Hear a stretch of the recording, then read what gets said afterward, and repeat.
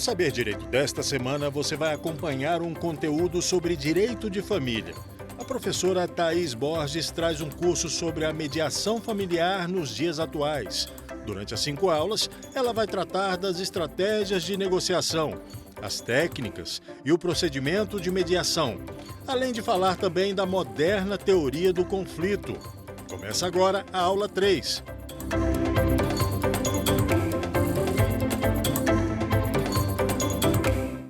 Olá, seja bem-vindo aqui na nossa terceira aula de mediação familiar.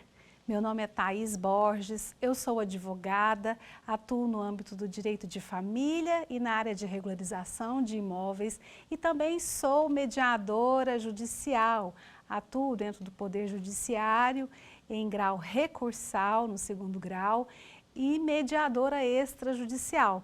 Também sou convidada para aulas de negociação, gestão de conflitos e de mediação. Você vai acompanhar agora comigo aqui o procedimento da mediação. Nós vamos falar aqui sobre o marco legal, a política judiciária nacional, que trouxe então a mediação para esse cenário do âmbito do Poder Judiciário. Vamos falar também sobre a lei de mediação, que fala sobre a atuação entre particulares no âmbito da administração pública, da mediação na administração pública. Vamos trazer aqui as etapas, o procedimento, enfim. O meu intuito aqui não é esgotar o tema, porque ele é amplo, requer técnica, requer prática, mas eu quero que você esteja aqui, meu caro aluno, minha cara aluna, estimulado a buscar a mediação como um meio mais adequado para a resolução dos conflitos, especialmente no âmbito dos conflitos familiares. Bom, a mediação, dentro desse contexto do Poder Judiciário, ela começa ali em 2010, pela política judiciária de acesso à justiça. Quero fazer uma pergunta para você dentro desse contexto. Você acredita que a justiça ela pode ser alcançada apenas por meio de uma sentença? Ou você acredita que a justiça, como ordem jurídica justa, como costuma dizer o professor e mestre Kazuo Watanabe, ela pode ser alcançada por outros meios? E aqui a sugestão é buscá-la também por meio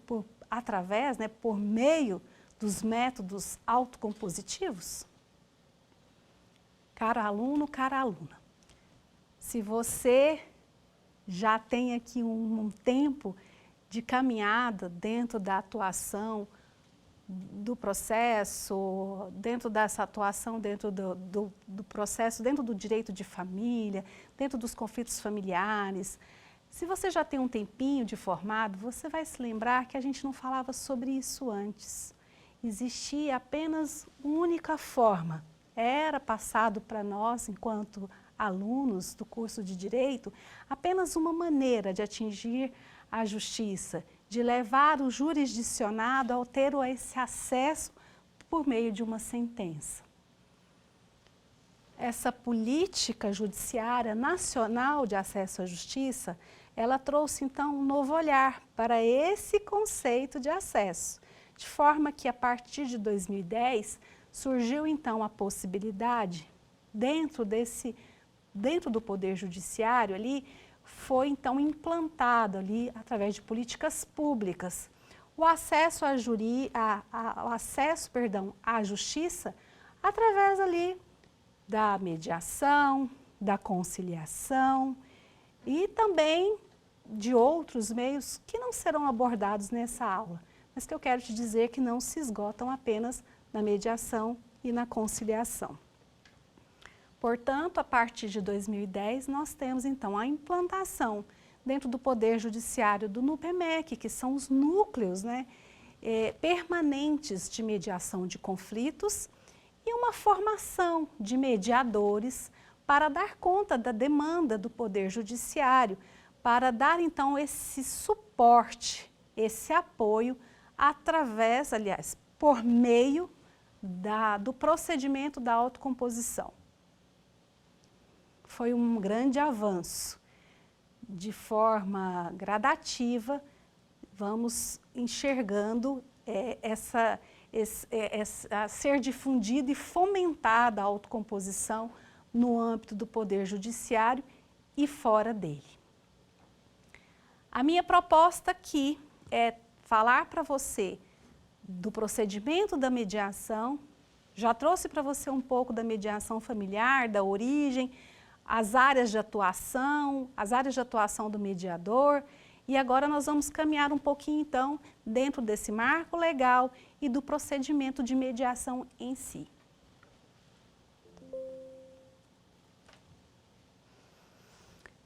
Essa política judiciária de 2010, ela surge em razão da crise do Poder Judiciário. Nós sabemos ser disso, né? Que o Poder Judiciário sempre está com uma demanda mais alta de processos do que a sua capacidade. Isso é em decorrência daquilo que eu falei lá na primeira aula. Lembra que eu disse a você que o conflito, embora ninguém queira estar envolvido em um conflito, ele é inerente à nossa vida porque somos seres sociais. E o que acontece é que, na maioria das vezes, por desconhecimento, desaguamos no Poder Judiciário com as nossas controvérsias. Por falha no encaminhamento, muitas vezes por desconhecimento. Então, o convite a partir dessa aula é para que você possa, dentro da sua atuação, encaminhar os seus clientes enquanto advogado e se tornar um entusiasta da mediação e buscar, por que não, conhecer mais sobre essas técnicas e desenvolver as suas habilidades de gerir conflitos por meio de uma autocomposição. Aqui nós estamos falando de um processo de formação continuada, tá? O estudo da mediação requer esse estudo continuado para que você dê um atendimento eficiente ao seu cliente, ao mercado. Bom, dando continuidade aqui a essas políticas públicas e a legislação pertinente, eu quero lembrar você que nós temos dois tipos de resolução dos conflitos. Nós temos a heterocomposição e nós temos a autocomposição. Eu venho falar disso agora, apesar de eu já ter falado muito sobre o processo autocompositivo, é uma palavra que muitas vezes ainda não é tão conhecida, né, pela maioria, mas então eu vou aqui esclarecer um pouco mais. A heterocomposição é o tipo de resolução feita ali por um terceiro. Nós temos esse exemplo, por exemplo, no processo judicial, onde nós temos a figura de um juiz que vai fazer a decisão, que é impulsionado porque ele está ali inerte, né? Mas alguém chega até as portas do Poder Judiciário e pede para que ele decida. Ou da arbitragem. A arbitragem também é conhecida como um processo heterocompositivo. Ocorre que na arbitragem nós temos um terceiro que é escolhido pelas partes que tem, no caso, esse terceiro tem uma formação técnica a respeito daquele tema que será dirimido.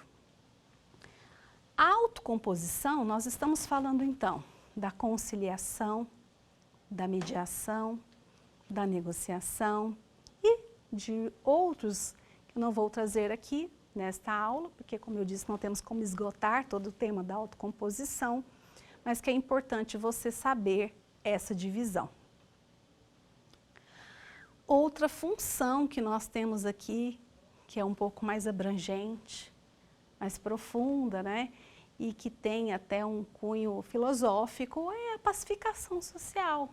Afinal, quando você oportuniza as pessoas a resolverem os seus conflitos, as suas controvérsias, as divergências por meio de uma autocomposição, você também está incentivando, você está abrindo espaço, você está contribuindo com a pacificação social. Bom, vamos falar agora sobre alguns locais, né, alguns momentos, melhor dizendo, que a autocomposição ganhou ali cenário, a mediação, a conciliação. Nós temos então um programa da ONU que trouxe ali uma cultura de paz. Esse programa da ONU, ele surgiu lá em 1960. No Brasil não se falava ainda como uma política judiciária, como eu trouxe no início, mas que já foi ali um início desse caminho que foi, né, reverberando para outros países ali. Surgiu então pelo programa da ONU.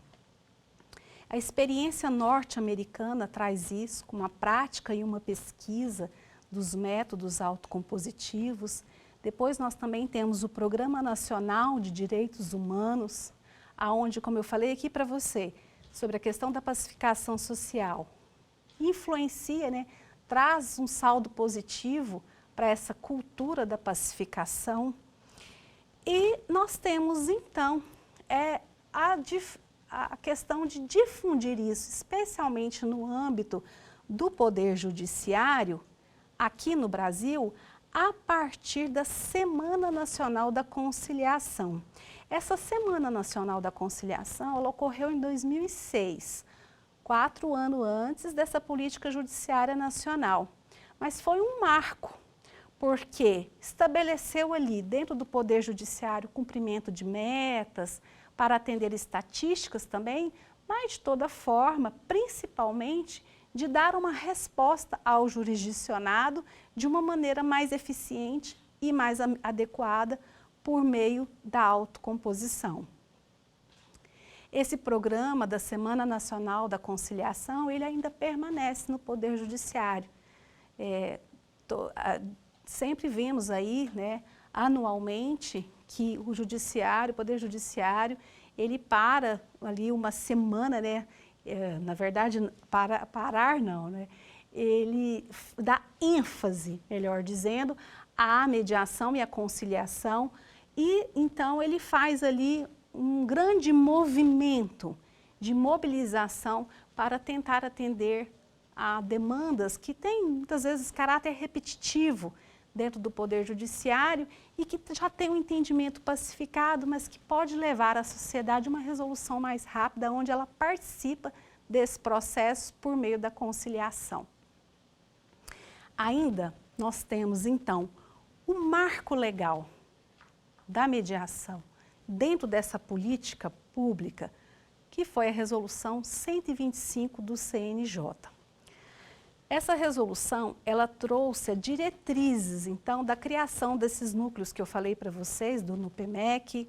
Ela trouxe normas generalistas, principiológicas e pragmáticas de tratamento adequado na resolução dos conflitos, da conciliação judicial e da mediação judicial, capacitação desses mediadores e conciliadores, como eu disse, para dar conta dessa demanda, e a metodologia, que é o mais importante, é o que eu estou promovendo aqui.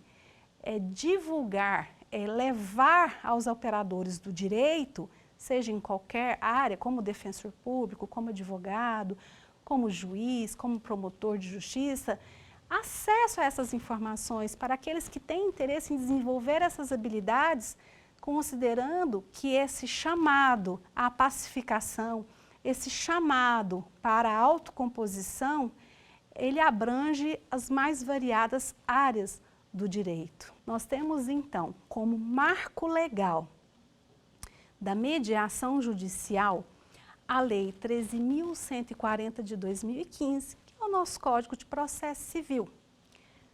Ali, nos primeiros artigos, salvo engano, no artigo 3º, fala sobre o incentivo que todos os operadores ali do direito, juízes, todos devem estimular o método autocompositivo.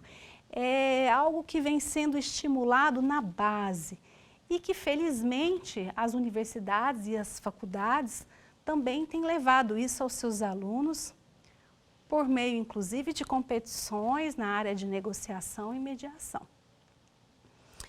Bom, a partir de então, nós temos, com esse marco legal, um incentivo que vem de dentro do processo, né, para a mediação judicial, e nós temos, então, uma abertura para um sistema multiportas.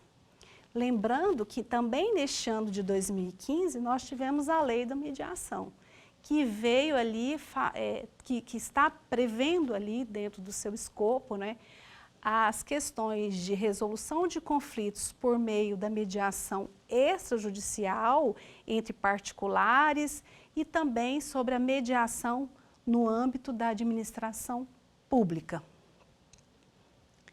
A partir disso, né, de todo esse amparo legal, de todo esse incentivo por parte dessas políticas públicas, nós podemos falar então que atualmente no Brasil contamos com um sistema multiportas. O que seria esse sistema multiportas? Faço essa pergunta com outra pergunta, respondo com outra pergunta. Será que temos apenas uma porta para a resolução dos conflitos? O sistema multiportas é exatamente essa proposta de levar à sociedade opções de resolução das suas controvérsias, das suas questões, por meio de processos autocompositivos e heterocompositivos, como eu disse há pouco. Dentro disso nós temos então a arbitragem, a conciliação, a mediação, a negociação, o poder judiciário, entre outros. De forma que o ideal é que nós, enquanto advogados, precisamos saber caminhar por todas essas portas, de forma a entregar aos nossos clientes e àqueles que buscam a solução dos seus conflitos meios mais adequados de resolvê-los. Bom, enquanto procedimento da mediação, nós temos princípios e é sobre eles que eu vou tratar agora. O procedimento de mediação não é intuitivo. O procedimento de mediação, ele tem regras próprias, ele é pautado por princípios que devem ser respeitados para que o procedimento tenha êxito, para que o procedimento seja adequado, para que o procedimento atenda às expectativas dos advogados e dos seus clientes. Esse procedimento ele é pautado no princípio da independência, da imparcialidade do conciliador e do mediador. Lembra quando eu disse para você que o mediador, o conciliador tem que ser uma pessoa neutra? Da autonomia da vontade das partes, é importante lembrar que ninguém é obrigado a passar por um procedimento de mediação.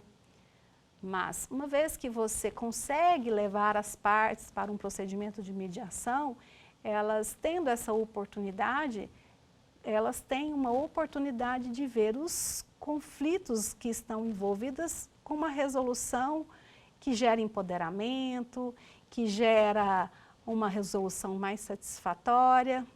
Por isso, cuidado em atuar sempre pautado nesses princípios. Outro princípio importante é o da oralidade, da informalidade. É um procedimento totalmente dialogal. No procedimento da mediação, não costumamos trazer provas, documentos, papéis, informações que não sejam apenas de cunho ali verbal, porque o intuito é exatamente trabalhar esse diálogo. Temos também o princípio da decisão informada, ou seja, tudo que acontecer ali, tudo que ocorrer dentro daquele procedimento, as partes têm informação, elas sabem o que vai ser decidido, elas participam de forma efetiva da construção desse consenso. Temos também a normalização. O que seria a normalização? Que princípio é esse? Muitas vezes as pessoas, quando elas estão envolvidas em uma questão, principalmente no âmbito do direito de família, nas questões de conflitos familiares, elas se sentem um pouco, elas acreditam que estão passando por uma situação que não é muito comum, elas se sentem às vezes assim, desprezadas ou podem se sentir mesmo constrangidas por estarem passando por uma situação de conflito no âmbito do direito de família, no âmbito da família ali, nas suas relações familiares. O princípio da normalização, o intuito dele é que a partir das técnicas utilizadas dentro do procedimento da mediação, as pessoas compreendam que, embora não seja desejável, mas o conflito dentro dessas relações é normal. E, portanto, buscar resolvê-los da melhor maneira é a melhor decisão que eles podem tomar. Temos também o princípio do consenso, da boa-fé, da ética e do dever de revelar a situação de confiança. Olha só, o mediador tem que ser alguém da confiança das partes, porque senão elas não conseguem avançar dentro do procedimento. A importância dessa imparcialidade, dessa neutralidade é exatamente para que, a partir da confiança que as partes têm pelo mediador, pelo terceiro facilitador, elas consigam então avançar. Adquirindo essa confiança, elas conseguem expressar os seus sentimentos e participar de uma forma mais efetiva do procedimento. Passando agora para o papel do mediador. Você que deseja ser um terceiro neutro facilitador, o que eu tenho a dizer para você é que dentro do Poder Judiciário, nós temos lá regulado, não é, como que a pessoa, aquele que deseja ser mediador judicial, pode se capacitar. Ele tem que ter ali formação, ele tem que ter no mínimo 2 anos de formação em qualquer curso superior, para poder fazer o curso que o próprio Poder Judiciário oferece para fazer ali e se tornar um mediador judicial. Contudo, no âmbito da mediação extrajudicial, qualquer pessoa que seja de confiança das partes pode se tornar um mediador. Obviamente que ninguém vai agir assim só pela intuição, precisa estar capacitado. Não é porque você tem dons intuitivos e é uma pessoa que tem uma boa comunicação que você deve se apresentar como mediador extrajudicial. Eu te sugiro que faça uma capacitação, que desenvolva habilidades para agir dentro desse procedimento, como eu falei, de forma técnica, de forma a auxiliar as partes a encontrarem ali a solução, apoiada ali pelos seus advogados. Nesse contexto, eu devo dizer a você que o mediador, ele não sugere soluções, ao contrário do conciliador. O conciliador, ele até pode sugerir porque ele está diante de situações de conflito, de questões onde as partes não têm ali vínculos perenes, vínculos que vão permanecer ao longo do tempo. Então, a depender do assunto, nós estamos falando de questões onde esse choque, esse impasse se deu por questões que vão passar rapidamente. A gente vê aí no âmbito do direito do consumidor, às vezes nas questões de trânsito, de acidentes de trânsito, as pessoas estão envolvidas ali naquele momento, mas a hora que finalizar aquele contexto ali daquele conflito, cada um vai tocar a sua vida. Então, o conciliador, ele pode sim, nesse contexto, sugerir uma saída. Obviamente, ele não vai decidir, mas ele pode dar sugestões. Diferentemente, o mediador não deve dar sugestões, não deve dar aconselhamentos, porque na mediação, essa autonomia da vontade das partes deve ser respeitada ao máximo, de forma que o que for construído ali deve partir de uma decisão madura, construída em conjunto, norteada pelo mediador, mas pautada principalmente na realidade, no contexto daquele conflito, na história daquela família. Portanto, na mediação não cabe conselhos e nem sugestões por parte do mediador. A preparação do ambiente da mediação, ela é muito importante. E ela influencia muito nesse procedimento. Para começar, eu quero dizer a você que a mesa onde é feita o procedimento da mediação, ela não é retangular e nem quadrada, ela deve ser redonda.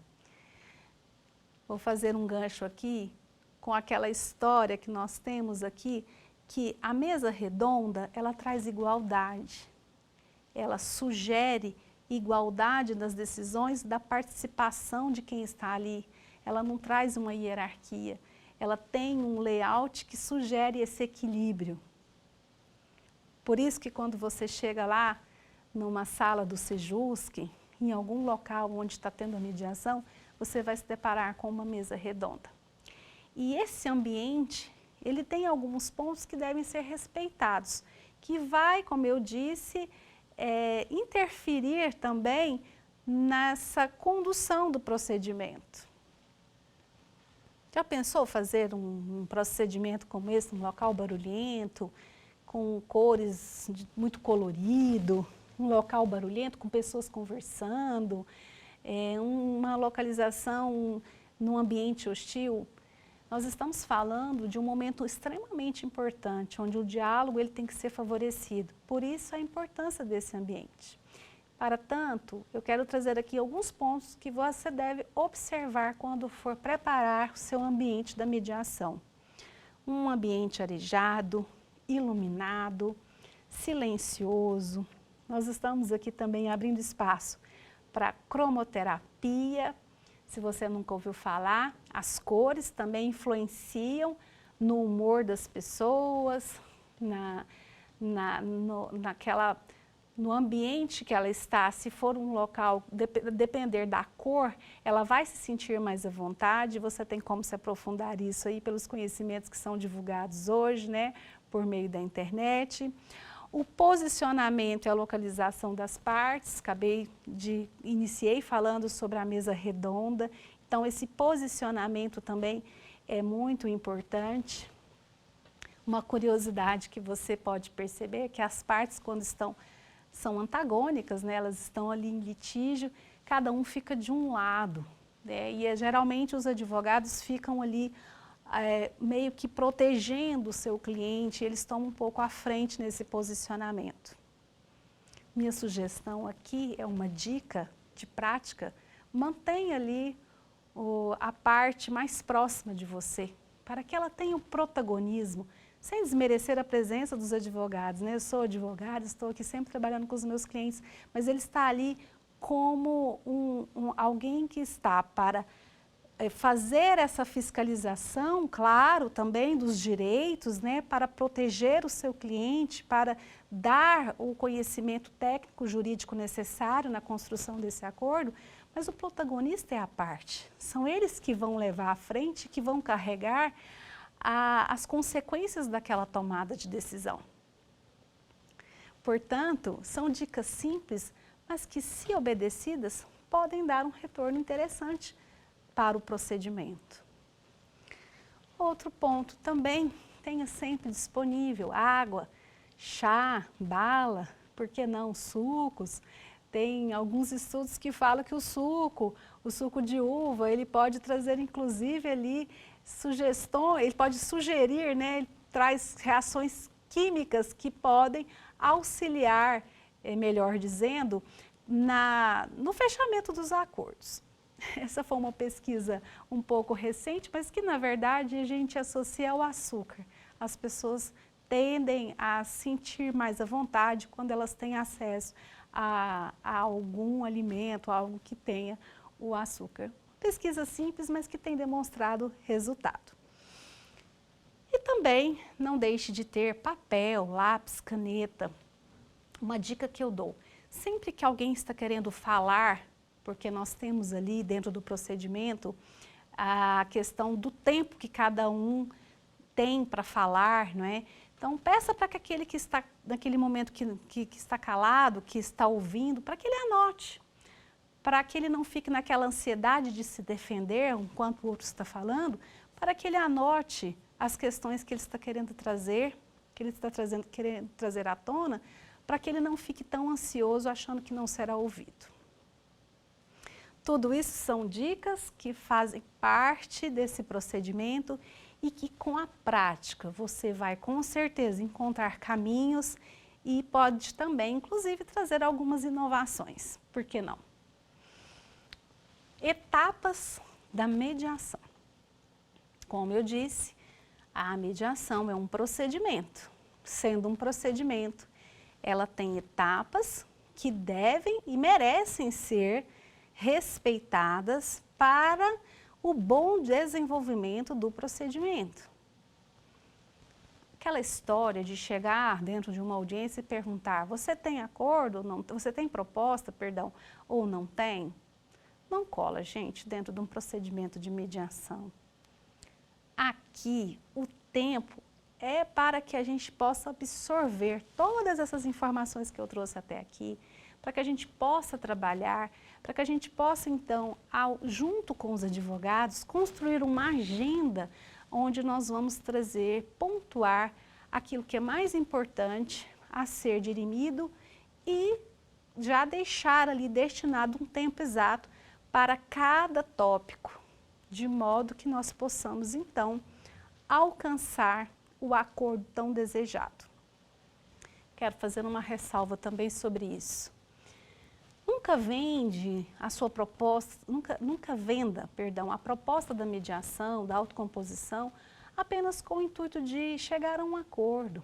Dentro do procedimento autocompositivo, você pode e deve fazer ali alerta de que aquele momento também está voltado para levar informações, tirar dúvidas, não é? O acordo, ele é o êxito, claro, ele é o que nós com certeza mais almejamos, mas não passamos essa ansiedade para as partes, porque muitas vezes, naquele momento, o acordo pode até não vir, mas ele pode sim, naquele momento, pode ser uma abertura para esse processo de consenso.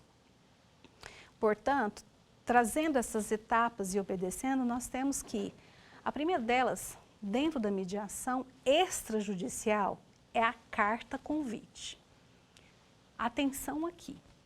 No procedimento extrajudicial, nós estamos falando daquela oportunidade, daquele procedimento onde as partes que estão buscando ali resolver as suas questões por meio de um terceiro facilitador, acompanhado dos seus advogados, vão então ser direcionadas para esse mediador extrajudicial. Portanto, eu preciso dizer que a carta convite é uma etapa específica do procedimento do âmbito extrajudicial. Através dela, quando uma das partes chega até você, ao lado do seu advogado, essa carta convite será direcionada para a outra parte, convidando a estar no procedimento. A segunda etapa, também específica, ou melhor dizendo, eu até falei a você que nós agora já temos a presença da pré-mediação no âmbito do Poder Judiciário. Mas até bem pouco tempo ela era exclusiva da extrajudicial, do procedimento extrajudicial. E o que é essa pré-mediação? É o momento em que as partes vão receber as informações sobre o tempo que vai ser dado para cada sessão, sobre o que vai ser discutido ali, sobre o papel do mediador, sobre quantas sessões serão feitas, é o ajuste, é o momento em que elas concordam em participar da mediação extrajudicial. Ali também é o momento em que elas assinam o termo de consentimento, dizendo que concordam com a nomeação daquele mediador e que estão aptas e abertas a participar desse procedimento. Lembre-se, caro colega, se você estiver numa mediação extrajudicial atuando como mediador, esse termo de consentimento ele é muito importante. Ele resguarda a sua atuação enquanto profissional da mediação. Bom, passada essa etapa da mediação, nós temos então o procedimento em si. Passada a etapa da mediação, da pré-mediação, perdão, nós temos o procedimento em si. No procedimento da mediação, nós temos então a etapa da declaração de abertura, que é o primeiro momento. Nessa declaração de abertura, o mediador vai explicar novamente como que será o tempo daquela sessão, quantos minutos serão destinados, se é 45 minutos, se é 1 hora, se é 1 hora e meia, o que ele espera das partes, como que elas devem se desenvolver dentro desse procedimento, sobre a fala, sobre a comunicação, sobre tudo que vai ser feito, sobre as etapas e sobre as técnicas que serão aplicadas, para que elas se sintam realmente próximas, né? Para que elas compreendam de fato o que será feito, para que elas não fiquem perdidas sem entender qual será o próximo passo. Começando então o procedimento, nós temos a etapa da colheita de informações. Lembra da história do conflito? Agora é o momento de ter ouvidos atentos para ouvir a história, para saber qual o contexto que está inserido. É hora de ter uma escuta ativa, onde você vai colher todas as informações, vai fazer anotações e vai começar a construir a agenda para essa negociação assistida. Depois da colheita das informações, e que você já fez as anotações daquilo que será trabalhado, você vai então, estabelecendo a agenda, pontuar os tópicos que serão trabalhados pelo procedimento da mediação. E a partir dali você organiza então os temas e começa ali com o seu passo a passo, para dar organização ao procedimento, para que as pessoas não fiquem falando sobre todos os assuntos ao mesmo tempo.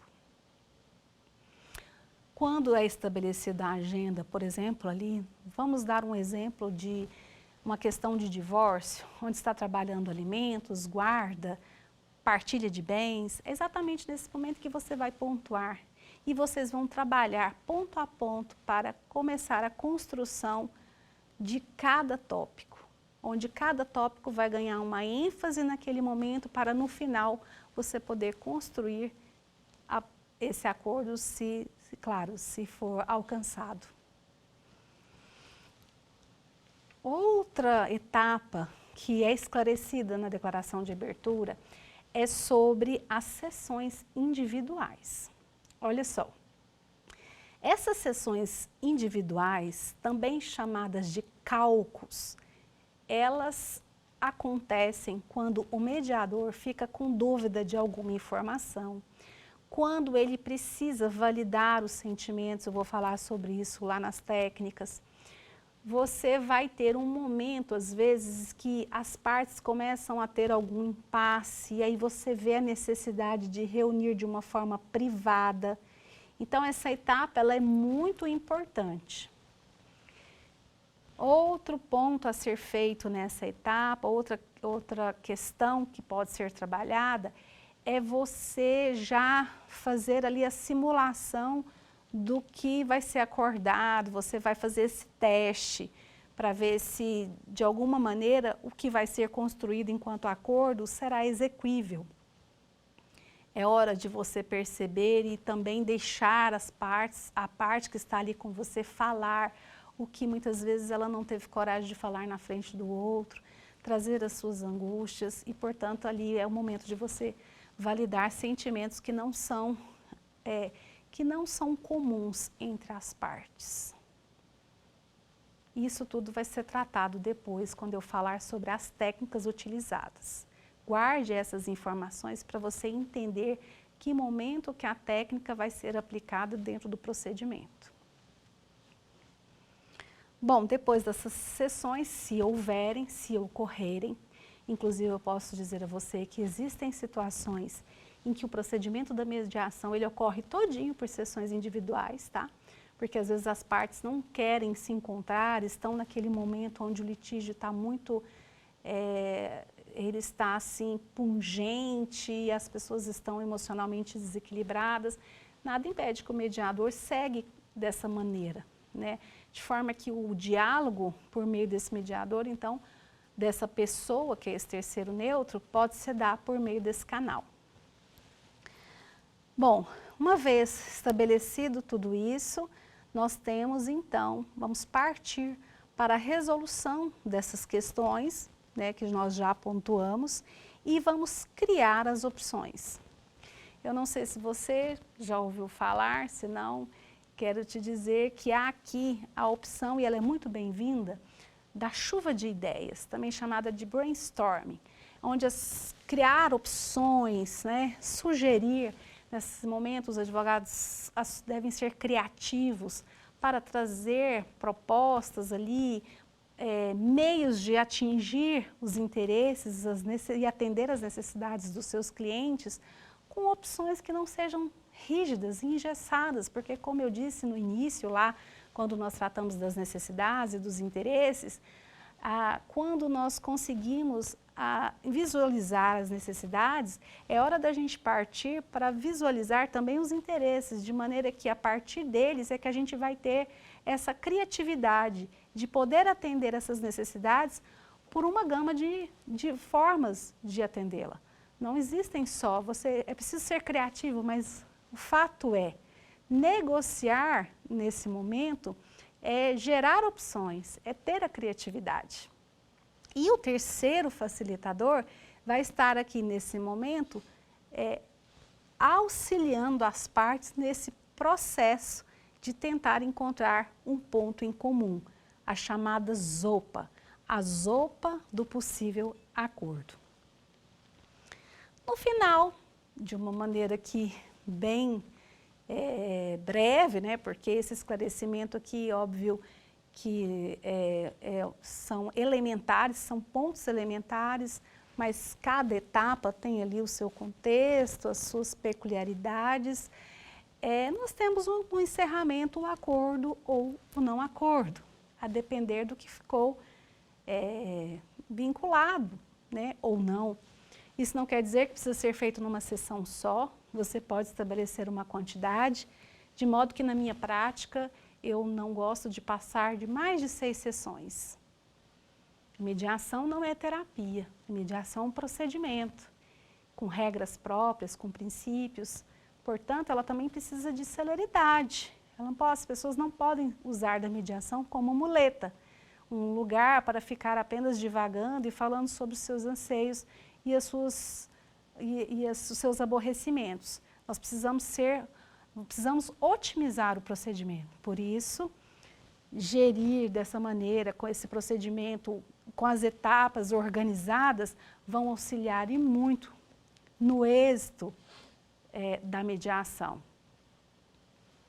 Tudo isso deve ser organizado pelo mediador, que vai gerir e nortear o procedimento de acordo com tudo isso que foi dito até aqui.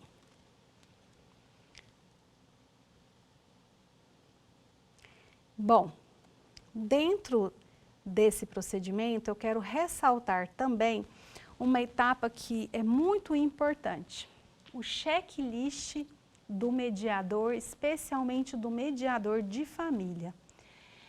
É sempre bom que a gente tenha ali como apoio, como suporte, um checklist, para não deixar passar nada, para que você não tenha que, de repente, perder uma oportunidade de ajustar alguma visão ali que não está sendo convergente, por falha de não ter ali pontuado.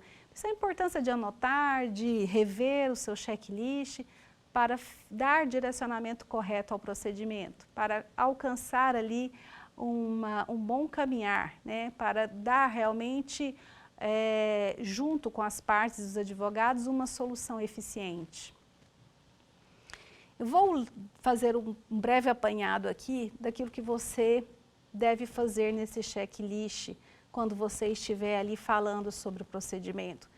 Você deve descrever as suas expectativas enquanto mediador, você deve trabalhar em conjunto para tentar alcançar essa solução, escutar sem interrupção, explicar a regra do cuidado verbal, escutar a perspectiva da outra parte, tentar seriamente resolver a questão. Isso é muito importante. Venda a mediação como algo efetivo. Às vezes eu vejo as pessoas desacreditando do procedimento, isso influencia. Descreva esse processo de separação, explique para as partes aquelas etapas do divórcio, se for o caso do divórcio, de uma separação. Diga para ela que tem fases, que tem estágios, para que elas compreendam e até se identifiquem ali em qual etapa ela está atravessando.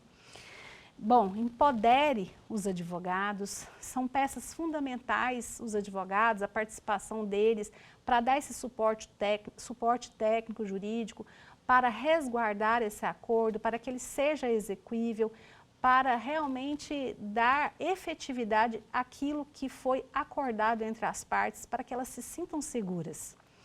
Comente sobre a validade desse acordo.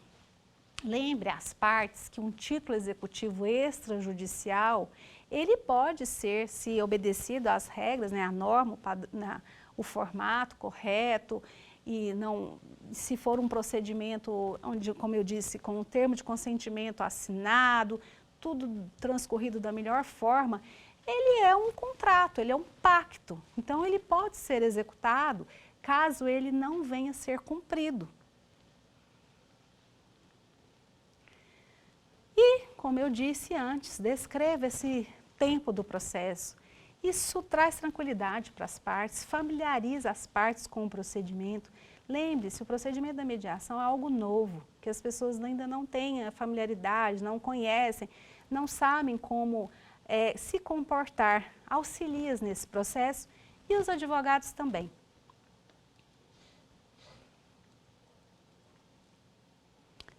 Bom, o acordo, eu vou continuar aqui trazendo mais alguns pontos que eu acredito que sejam importantes para que ele seja exequível. Nós temos, então, uma redação de um acordo, devemos pautar, né, por uma redação de um acordo com clareza e objetividade. Devemos fazer esse teste de viabilidade do cumprimento do acordo junto com as partes para garantir essa efetividade, para que ele seja realmente exequível. Se você perceber que dentro daquele cenário, mesmo que esse não seja o papel do mediador, claro, ele não está ali para dar suporte técnico-jurídico, mas se você perceber alguma falha, converse com os advogados para dar o suporte adequado. O acordo também deve passar por uma leitura desse termo depois da redação. Você estiver redigindo, estiver com dificuldade, peça para os advogados lhe auxiliar na hora que você estiver ali fazendo, né, formatando o acordo. Não tenha vergonha disso, seu papel é estar realmente mediando, então esses conhecimentos técnicos daquela área, naquele momento, você não tem obrigação de conhecer, você está ali para auxiliar. Então, faça um acordo, peça ajuda e no final faça essa leitura. Faça todos os esclarecimentos das possíveis dúvidas quanto ao não cumprimento do acordo. Infelizmente, a gente encontra por aí alguns acordos mal feitos. Por pressa, por ansiedade, por questão de querer resolver a situação, por uma questão de não enxergar o conflito daquela maneira que eu falei para você, né, ressignificando, se sentindo mal diante daquela situação, acaba fazendo um mau acordo. E um mau acordo, infelizmente, ele vai parar no Poder Judiciário. Você acaba perdendo ali a oportunidade, né, de auxiliar as pessoas a efetivamente fazerem um acordo maduro, a ter uma tomada de decisão auxiliada ali pelos seus advogados, construída, pautada numa segurança jurídica. É importante você guardar tempo para essa leitura, para fazer esclarecimentos e, se necessário, dê tempo para as partes assinarem.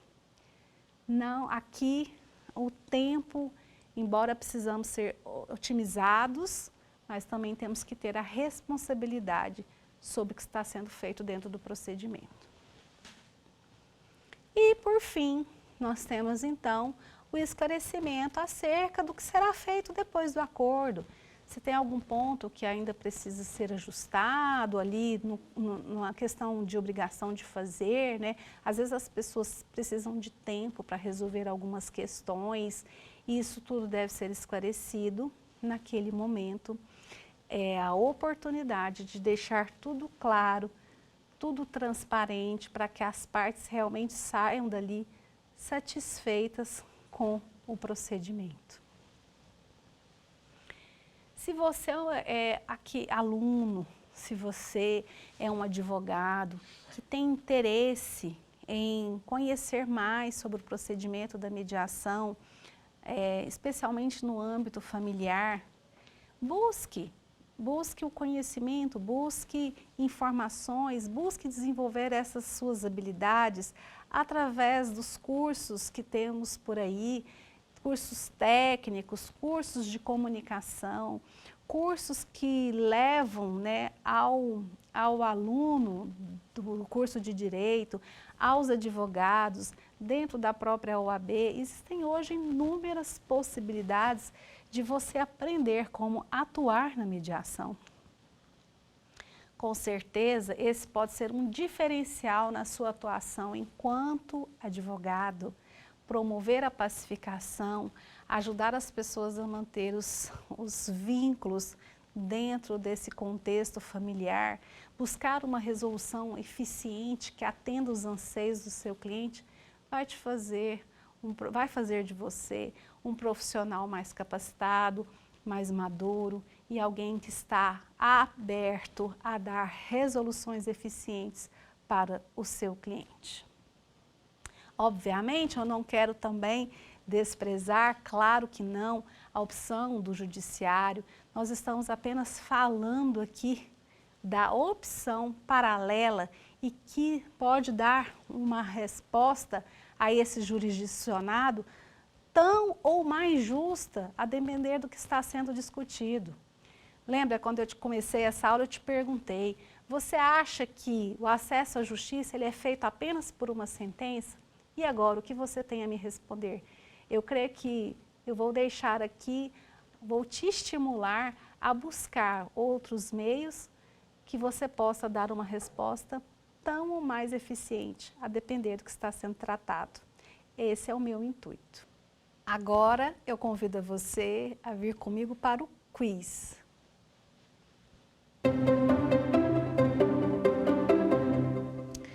Todos os métodos de resolução de conflitos abaixo são denominados como autocompositivos, exceto a arbitragem, a conciliação, a mediação, a negociação.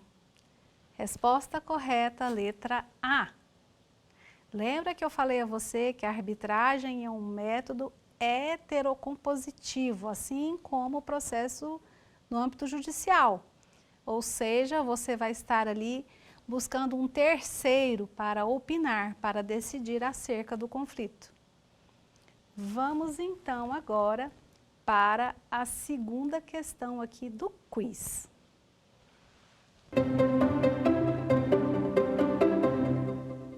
Na mediação extrajudicial, as partes são convidadas a participarem do procedimento por meio de uma carta de citação, carta de intimação, carta precatória, carta convite. Letra D, carta convite. Essa é a resposta correta. Lembre-se que a carta convite, ela é específica do procedimento de mediação extrajudicial. Nela, a outra parte será convidada, junto com o seu advogado, a participar do procedimento. Vamos agora para a terceira questão.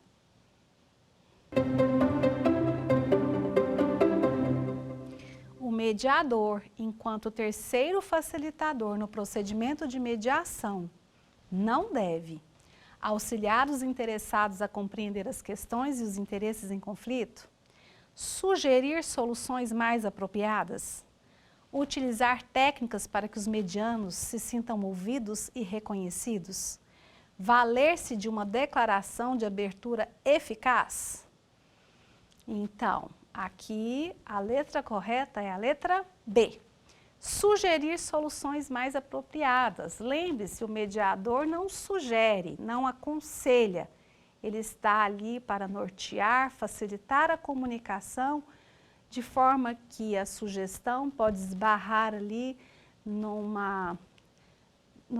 aconselhamento que não seja muito interessante para as partes. Lembre-se que a mediação é um procedimento onde a autonomia da vontade das partes deve ser obedecida. Portanto, ele não deve sugerir.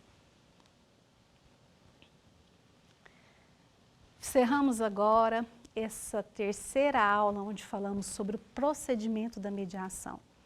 Nela nós percorremos aqui sobre o marco legal, política judiciária nacional, as etapas do procedimento, falei sobre o ambiente, sobre como que o mediador deve explicar o papel dele dentro desse procedimento, o que ele espera das partes, trouxe para você um checklist e eu convido você a permanecer aqui comigo para ir para a quarta aula, onde nós vamos falar sobre as técnicas que são utilizadas pelo mediador dentro do procedimento de mediação. Fica comigo, eu te espero. Até lá! Quer dar alguma sugestão de tema para os cursos do Saber Direito? Então mande um e-mail para a gente, saberdireito@stf.jus.br. Você também pode estudar pela internet. Acesse o nosso site, radioetvjustiça.jus.br, ou pode rever as aulas no canal do YouTube, @Rádio e TV Justiça.